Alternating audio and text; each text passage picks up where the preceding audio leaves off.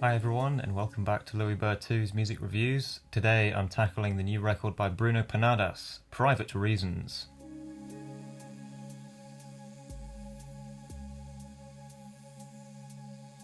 Portuguese jazz musician Bruno Pernadas returns with a brand new record.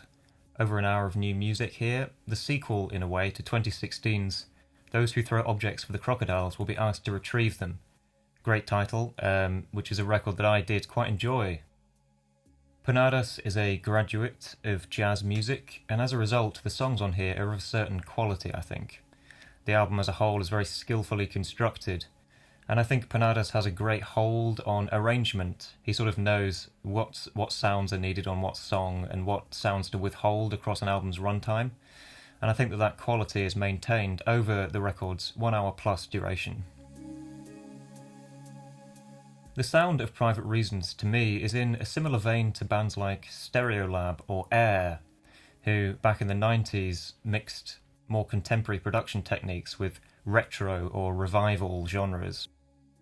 Dots and Loops by Stereolab seems, to me, like a key influence on this album. Even if it wasn't, it just kind of sounds that way.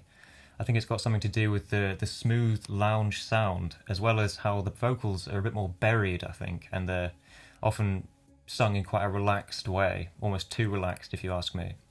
However, unlike Stereolab, on Private Reasons, the compositions, they're a lot more jazzy, like the chord changes are a lot jazzier, and overall I feel like Private Reasons displays a high level of musical chops. And there's also a certain Portuguese flavour, I think, that Bruno Pernadas brings into this music. And it oftentimes reminds me of sort of classic Brazilian pop almost, artists like Marcos Valle and Gal Costa, these kind of people, who also incidentally sing in Portuguese. So that's the context done. Now let's talk about the album as a whole, as a unit. I think the first 3 tracks give quite a good idea of where this record's going and what you can kind of come to expect from it. The opener is quite a straightforward pop number, which has quite a hummable hook, I think. I think it's time for you to make it happen is the lyric that's sung, and that has quite a universal application. Then the next track is less about hooks and more about just sort of groove and rhythm, really. The song opens with quite a strident drum break, and then more rhythmic elements get progressively added, and then there's this vocal delivery to top everything off that's a lot. I think it's probably one of the most crazy, wild vocal deliveries on the album, and I almost kind of wish that style was repeated at least once, because it's quite even if it's not the most listenable vocal delivery, it's certainly interesting. That's Margarita Campello, by the way, on the vocals. The other vocals are, I think, Bruno Pernadas himself, so they kind of take it in turns to sing these songs across the record. And then the third song, Fuzzy Soul, is a lot more of a ballad track, and it has this really kind of a little bit cheesy big 6/8 feel to it that gets brought in after a more stripped-back opening. And for me, what becomes apparent after these 3 songs is just how smooth the production is. There's barely a jagged edge to any instrument here. Everything's just so smooth and suave sounding almost. And for me, while it does result in a professional sound, I do think that the music can oftentimes sound a little bit flat, and sometimes it's dangerously flirting, I think, with easy listening, which is certainly not a genre I tend to listen to. This determination, almost, to keep the instruments tamed is often to the detriment of the songs themselves, and I find just the record overall just lacks a bit of energy and a bit of aliveness to it, I guess, if that's a word. You know what I mean. I went back to 2016's Crocodiles album to see if, just to make sure that this flatness wasn't a feature of Bruno Pernadas' style. And I've got to say, it wasn't so apparent there. I think the older record had a lot more of a vibrant sound, and felt a bit more dangerous. It was a more energetic and exciting listen overall. And that's not to say that Private Reasons is a bad record by any stretch. It's a very good record. I just sometimes require a little more from it. I require a little more edge, or just, I don't know, some of the songs themselves, like the chord changes in the songs, almost feel like functional. They don't necessarily feel like they're there for any sort of reason other than to just keep the songs chugging along, which for me is quite an offence in the musical world. I'd say it's not really until track 4 that we get a highlight.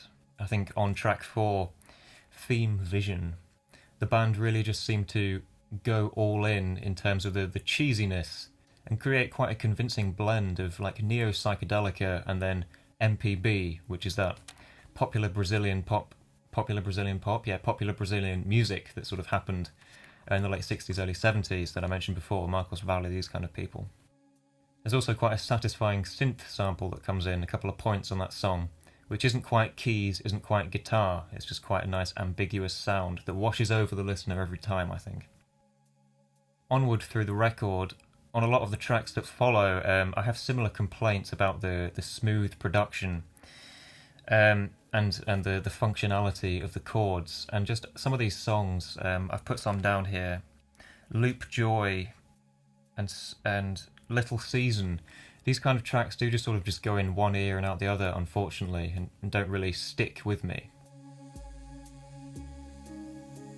A couple of tracks that I do enjoy, though, are the sweet and simple Jory I, which combines this quite interesting vocal sample with some really nice chords that get faded in about halfway through.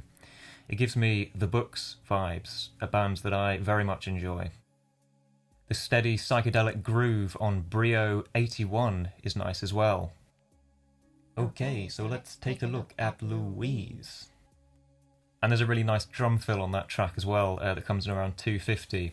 A nice triplet pattern on the toms that I think brings in the next section very well. Both times I heard that song, it was kind of like a physical reaction I get from that fill. I'm just like, ooh, yeah. It's quite successful, I think, in that regard. To really top off my highlights of the second half, there's a track called Step Out of the Light, which is the longest song on the record at nearly 10 minutes, but it's probably my favourite. I think the intro is really nice. It's almost watery sounding, and it combines these quite harmonically adventurous piano parts with strings and woodwinds to create quite a natural sounding introduction. The song really lands, though, at 3 minutes 30 when this great ostinato gets played on the piano in the low register of the piano. That ostinato later gets picked up on other instruments across the runtime of this song, but it really begins there, and I think once the vocals come in, it establishes the song. I mentioned before that previously on the album, I think Bruno Pernadas' composition style often seems functional, whereas on this track, I think he really flexes his harmonic muscles, so to speak, and really lets loose a little bit, and the chord changes feel a lot more impactful on this track, which is a shame, really. I think I'm just not much of a fan, I think, of the style of this album, really. Because obviously Bruno Pernadas is capable of creating songs which are exciting and engaging to me, but just a lot of the tracks on here do just feel, yeah, like I say, dangerously easy listening. And that segues us on to my overall thoughts of the record, my overall thoughts on Private Reasons, which are not going to be private anymore. It's a very well-made record, really is. It's a quality album, and I'm sure lots of people will really enjoy this one. Just for me personally, I do have a certain few gripes with it. But yeah, it's well made. And little things like the inclusion of a strings-only track and the splitting up of songs into parts 1 and 2, as well as contrasting perhaps longer songs with shorter songs. I think all these reasons contribute to just a great album flow. And really this album does play from start to finish super easy. It's very cohesive. However, as I mentioned before, I find the sound just a little bit flat, as well as some of the chord changes, the compositions just feeling a little bit too conventional and easy listening sounding. There just often doesn't seem to be a lot of weight to this music. There doesn't seem to be a lot of bite or energy or really a unique selling point that will keep me returning to it. And that's fine, I think, for background music, but as a standalone piece of work, I'm definitely, I think, going to be returning back to 2016's Crocodiles album when I want to be fully engaged.